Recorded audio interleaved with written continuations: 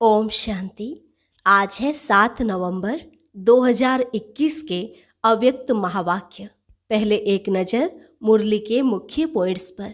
बाप दादा ने कहा, आज सच्चे साहिब अपने साहिबजादे और साहिबजादियों को देख रहे हैं कि कितने बच्चों ने सच्चे साहिब को राजी किया है। फिर बाबा ने राजी होने की निशानियां भी सुनाई। कहा, जैसे बाप दाता विधाता वरदाता है, ऐसे दाता के बच्चे भी सदा धनवान होंगे। धनवान अर्थात ज्ञान के खजाने, शक्तियों व गुणों के खजाने से सदा भरपूर होंगे। बाप की दूसरी महिमा है भाग्य विधाता। तो भाग्य विधाता साहिब के राजी होने की निशानी, ऐसे मास्टर भाग्य विधाता बच्चों के मस्तक पर सदा भाग्य का सितारा चमकता रहेगा। उनकी मूरत और सूरत से रूहानी चमक दिखाई देगी। वह हर बात में तन मन धन और जन चारों रूप से अपना भाग्य अनुभव करेंगे। इन चारों प्रकार के भाग्य का विस्तार सुनाते हुए बाबा ने कहा, पहला तन का भाग्य। तन का हिसाब किताब कभी प्राप्ति व पुरुषार्थ के मार्ग में विघ्न अनुभव नहीं होगा। तन कभी भी सेवा से वंचित नहीं होने देगा। दूसरा मन का भाग्य। मन सदा हर्षित रहेगा, क्योंकि भाग्य की प्राप्ति की निशानी हर्षित रहना ही है। तीसरा धन का भाग्य। धन के भाग्य का अर्थ यह नहीं कि लखपति व करोड़पति बनेंगे, लेकिन संगम युग पर जितना ब्राह्मण आत्माओं को खाने पीने और आराम से रहने के लिए आवश्यक है, उतना सहज ही मिलता रहेगा। सच्चे साहिब के राजी होने की निशानी है भंडारा भी भरपूर और भंडारी भी भरपूर। चौथी बात, जन का भाग्य। जन के भाग्यवान आत्मा को जन द्वारा सदा स्नेह और सहयोग की प्राप्ति होती रहेगी। कम से कम 95% आत्माओं से प्राप्ति का अनुभव अवश्य होगा। बाकी 5% आत्माओं का हिसाब किताब भी धीरे धीरे शुभ भावना शुभ कामना द्वारा चुकतू हो जाएगा। और अब सुनते हैं महावाक्यों को विस्तार से। मुरली का सार, तन मन धन और जन का भाग्य। आज सच्चे साहिब अपने साहिबजादे और साहिबजादियों को देख रहे हैं। बाप को कहते ही हैं सत्य। इसलिए बाप दादा द्वारा स्थापन किए हुए युग का नाम भी सतयुग है। बाप की महिमा भी सत्य बाप, सत्य शिक्षक, सत्य गुरु कहते हैं। सत्य की महिमा सदा ही श्रेष्ठ रही है। सत्य बाप द्वारा आप सभी सत्य नारायण बनने की सच्ची कथा सुन रहे हो। ऐसा सच्चा साहिब अपने बच्चों को देख रहे हैं कि कितने बच्चों ने सच्चे साहिब को राजी किया है। सच्चे साहिब की सबसे बड़ी विशेषता है वह दाता विधाता वरदाता है। राजी रहने वाले बच्चों की निशानी सदा दाता राजी है। इसलिए ऐसी आत्माएं सदा अपने को ज्ञान के खजाने, शक्तियों के खजाने, गुणों के खजाने, सब खजानों से भरपूर अनुभव करेंगी। कभी भी अपने को खजानों से खाली नहीं समझेंगी। कोई भी गुण व शक्ति व ज्ञान के गुह्य राज से वंचित नहीं होंगी। गुणों की व शक्तियों की परसेंटेज हो सकती है, लेकिन कोई गुण व कोई शक्ति ऐसी आत्मा में हो ही नहीं, यह नहीं हो सकता। जैसे समय प्रमाण कई बच्चे कहते हैं कि मेरे में और शक्तियां तो हैं, लेकिन यह शक्ति व गुण नहीं है, तो नहीं शब्द निषेध होगा। ऐसे दाता के बच्चे सदा धनवान होंगे, अर्थात भरपूर व संपन्न होंगे। दूसरी महिमा है भाग्य विधाता। तो भाग्य विधाता साहिब के राजी की निशानी, ऐसे मास्टर भाग्य विधाता बच्चों के मस्तक पर सदा भाग्य का सितारा चमकता रहेगा, अर्थात उनकी मूरत और सूरत से सदा रूहानी चमक दिखाई देती है। मूर्त से सदा राजी रहने के फीचर्स दिखाई देंगे। सूरत से सदा रूहानी सीरत अनुभव होगी। इसको कहते हैं मस्तक में चमकता हुआ भाग्य का सितारा। हर बात में तन मन धन जन चारों रूप से अपना भाग्य अनुभव करेंगे। ऐसे नहीं कि इनमें से कोई एक भाग्य की प्राप्ति की कमी महसूस करेंगे। मेरे भाग्य में 3 बातें तो ठीक है, बाकी एक बात की कमी है, ऐसे नहीं। तन का भाग्य, तन का हिसाब किताब कभी प्राप्ति व पुरुषार्थ के मार्ग में विघ्न अनुभव नहीं होगा। तन कभी भी सेवा से वंचित होने नहीं देगा। कर्म भोग के समय भी ऐसे भाग्यवान किसी न किसी प्रकार से सेवा के निमित्त बनेंगे। कर्म भोग को चलाएगा, लेकिन कर्म भोग के वश चिल्लाएगा नहीं।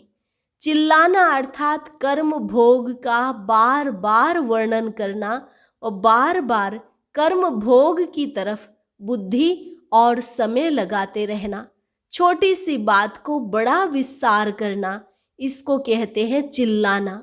और बड़ी बात को ज्ञान के सार से समाप्त करना, इसको कहते हैं चलाना। तो सदा यह बात याद रखो, योगी जीवन के लिए चाहे छोटा कर्म भोग हो चाहे बड़ा हो, लेकिन उसका वर्णन नहीं करो। कर्म भोग की कहानी का विस्तार नहीं करो, क्योंकि वर्णन करने में समय और शक्ति उसी तरफ होने के कारण हेल्थ कॉन्शियस हो जाते हैं, सोल कॉन्शियस नहीं। यह हेल्थ कॉन्शियसनेस रूहानी शक्ति से धीरे धीरे नर्वस बना देती है। इसलिए कभी भी ज्यादा वर्णन नहीं करो। योगी जीवन कर्म भोग को कर्म योग में परिवर्तन करने वाला है।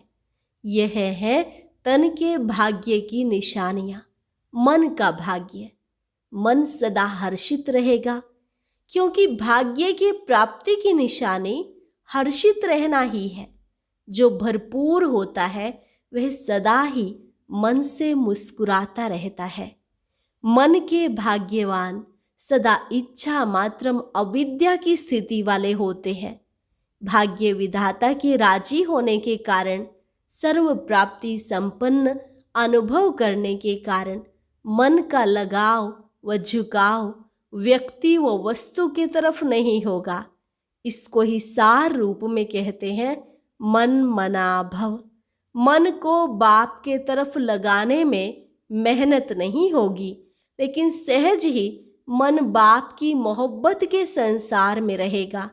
एक बाप दूसरा न कोई, इसी अनुभूति को मन का भाग्य कहते हैं। धन का भाग्य, ज्ञान धन तो है ही, लेकिन स्थूल धन का भी महत्व है।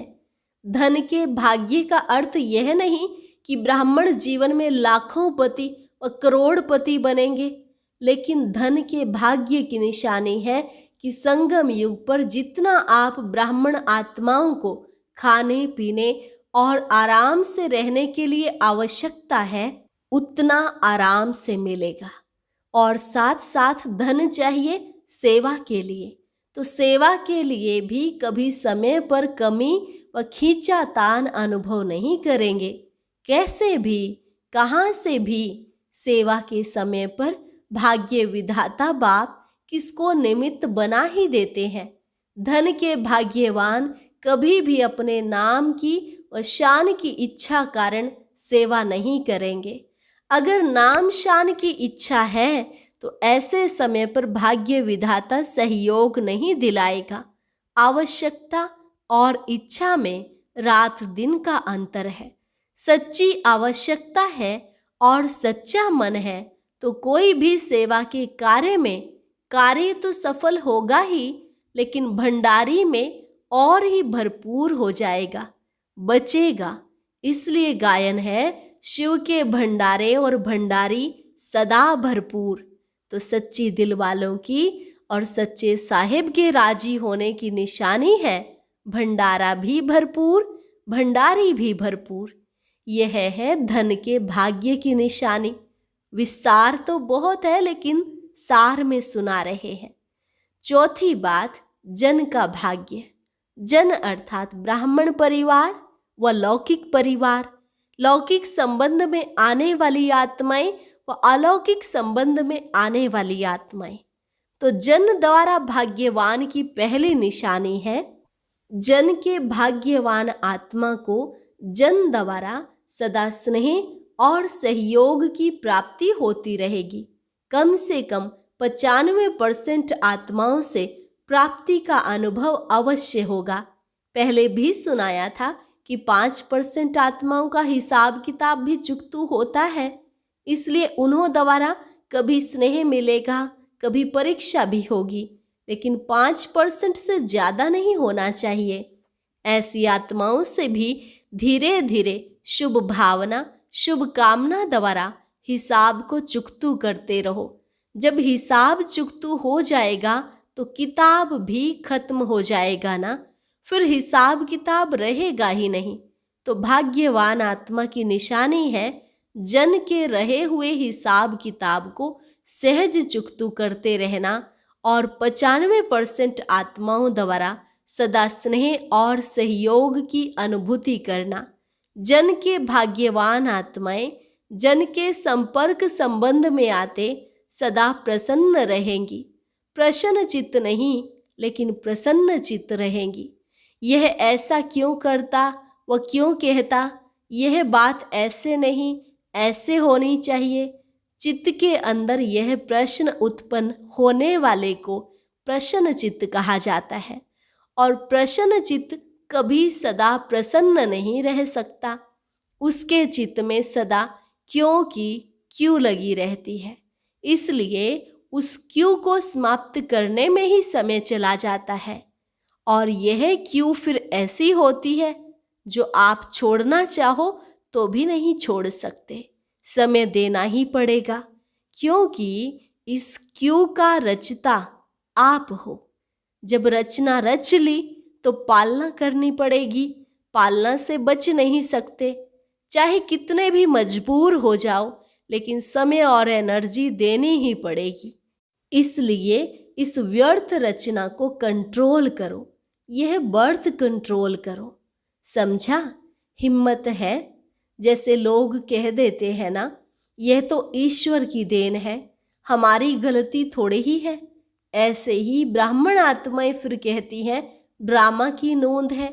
लेकिन ड्रामा के मास्टर क्रिएटर, मास्टर नॉलेजफुल बन हर कर्म को श्रेष्ठ बनाते चलो। अच्छा, टीचर्स ने सुना, सच्चा साहिब मेरे ऊपर कितना राजी है, इसका राज तो सुना ना। राज सुनने से सभी टीचर्स राजयुक्त बनी। वह दिल में आता है कि इस भाग्य की मेरे में कमी है। कभी धन की खींचातान में, कभी जन की खींचातान में ऐसी जीवन का अनुभव तो नहीं करती हो ना। सुनाया था एक ही स्लोगन विशेष निमित्त टीचर्स प्रति, लेकिन है सभी के प्रति। हर बात में बाप की श्रीमत प्रमाण, जी हजूर करते रहो। बच्चों का जी हजूर करना और बाप का बच्चों के आगे हाजिर हजूर होना। जब हजूर हाजिर हो गया तो किसी भी बात की कमी नहीं रहेगी, सदा संपन्न हो जाएंगे। दाता और भाग्य विधाता दोनों की प्राप्तियों के भाग्य का सितारा मस्तक पर चमकने लगेगा। टीचर्स को तो ड्रामानुसार बहुत भाग्य मिला हुआ है। सारा दिन सिवाय बाप और सेवा के और काम ही क्या है, धंधा ही यह है। प्रवृत्ति वालों को तो कितना निभाना पड़ता है। आप लोगों को तो एक ही काम है, कई बातों से स्वतंत्र पंछी हो, समझते हो अपने भाग्य को। कोई सोने का पिंजरा, हीरों का पिंजरा तो नहीं बना देते, बनाते भी खुद हैं, फंसते भी खुद हैं। बाप ने तो स्वतंत्र पंछी बनाया, उड़ता पंछी बनाया। बहुत बहुत बहुत लकी हो, समझा? हरेक को भाग्य की विशेषता अवश्य मिली हुई है। प्रवृत्ति मार्ग वालों की विशेषता अपनी, टीचर्स की विशेषता अपनी, गीता पाठशाला वालों की विशेषता अपनी, भिन्न भिन्न विशेषताओं से सभी विशेष आत्माएं हो, लेकिन सेवा केंद्र पर रहने वाली निमित्त टीचर्स को बहुत अच्छा चांस है। अच्छा, सदा सर्व प्रकार के भाग्य को अनुभव करने वाले अनुभवी आत्माओं को सदा हर कदम में जी हजूर करने वाले बाप के मदद के अधिकारी श्रेष्ठ आत्माओं को सदा प्रसन्न चित्त के बदले प्रसन्न चित्त रहने वाले ऐसे प्रशंसा के योग्य योगी आत्माओं को बाप दादा का याद प्यार और नमस्ते। रूहानी बच्चों की रूहानी बाप दादा को नमस्ते नमस्ते, गुड मॉर्निंग। अभी है पंजाब हरियाणा हिमाचल ग्रुप। बाप दादा ने कहा, सभी अपने को महावीर और महावीरनिया समझते हो। महावीर तो हो, लेकिन सदा महावीर हो या कभी महावीर कभी थोड़ा कमजोर हो जाते हो। सदा के महावीर अर्थात सदा लाइट हाउस और माइट हाउस। ज्ञान है लाइट और योग है माइट। तो महावीर अर्थात ज्ञानी तू आत्मा भी और योगी तू आत्मा भी। ज्ञान और योग दोनों शक्तियाँ लाइट और माइट संपन्न हो, इसको कहते हैं महावीर। किसी भी परिस्थिति में ज्ञान अर्थात लाइट की कमी नहीं हो और माइट अर्थात योग की कमी नहीं हो। अगर एक की भी कमी है तो परिस्थिति में सेकंड में पास नहीं हो सकेंगे, टाइम लग जाएगा। पास तो हो जाएंगे, लेकिन समय पर पास नहीं हुए तो वह पास क्या हुए। जैसे स्थूल पढ़ाई में भी अगर एक सब्जेक्ट में भी फेल हो जाते हैं तो फिर से 1 वर्ष पढ़ना पड़ता है, साल के बाद फिर पास हो जाते हैं, तो समय गया ना। ऐसे जो ज्ञानी और योगी तू आत्मा लाइट और माइट दोनों स्वरूप नहीं है, उसको भी परिस्थिति से पास होने में समय लग जाता है। अगर समय पर पास न होने के संस्कार पड़ जाते हैं तो फाइनल में भी वह संस्कार फुल पास होने नहीं देते। तो पास होने वाले तो हैं, लेकिन समय पर पास होने वाले नहीं। जो सदा समय पर फुल पास होता है उसको कहते हैं pass with honour. Pass with honour अर्थात धर्मराज भी उसको ऑनर देगा। धर्मराजपुरी में भी सजाएं नहीं होंगी, ऑनर होगा। गाया हुआ है कि यह पास विद ऑनर है। तो पास विद ऑनर होने के लिए विशेष अपने को कोई बात में, कोई भी संस्कार में, स्वभाव में, गुणों में, शक्ति में कमी नहीं रखना। सब बातों में कंप्लीट बनना अर्थात पास विद ऑनर बनना। तो सभी ऐसे बने हो या बन रहे हो? बन रहे हैं, इसलिए ही विनाश रुका हुआ है, आपने रोका है। विश्व के विनाश अर्थात परिवर्तन के पहले ब्राह्मणों की कमियों का विनाश चाहिए। अगर ब्राह्मणों की कमियों का विनाश नहीं हुआ तो विश्व का विनाश अर्थात परिवर्तन कैसे होगा? तो परिवर्तन के आधार मूर्त आप ब्राह्मण हैं। पंजाब हरियाणा हिमाचल वालों को तो पहले तैयार होना चाहिए। आप अंत लाने वाले तैयार नहीं हो, इसलिए आतंकवादी तैयार हो गए हैं। तो सभी पहला नंबर लेने वाले हो या जो भी मिले उसमें राजी रहेंगे। अनेकों से तो अच्छे हैं ही, ऐसे तो नहीं सोचते हो। अच्छे तो हो ही, लेकिन अच्छे से अच्छा बनना है। कोटों में कोई बन गए यह बड़ी बात नहीं है, लेकिन कोई में भी कोई बनना है। इसलिए सदा एवर रेडी, अंत में रेडी नहीं, एवर रेडी माना सदा रेडी रहने वाले। अगर कहेंगे बन रहे हैं तो पुरुषार्थ तीव्र नहीं होगा। बाप की नज़र पहले पंजाब पर पड़ी ना, तो जब बाप की नज़र पहले पड़ी तो आना भी पहले नंबर में है। फाउंडेशन वाले हो तो फाउंडेशन सदा पक्का रहता है। अगर कच्चा हुआ तो सारी बिल्डिंग कच्ची हो जाती है। तो सदा इसी वरदान को याद रखना कि हर परिस्थिति में पास विद ऑनर बनने वाले हैं। इनकी विधि है एवर रेडी रहना। अच्छा, सबसे बड़ा जोन तो मधुबन ही है। सब ब्रह्मा कुमार और ब्रह्मा कुमारियों का असली घर मधुबन ही है ना। आत्माओं का घर परम धाम है, लेकिन ब्राह्मणों का घर मधुबन है।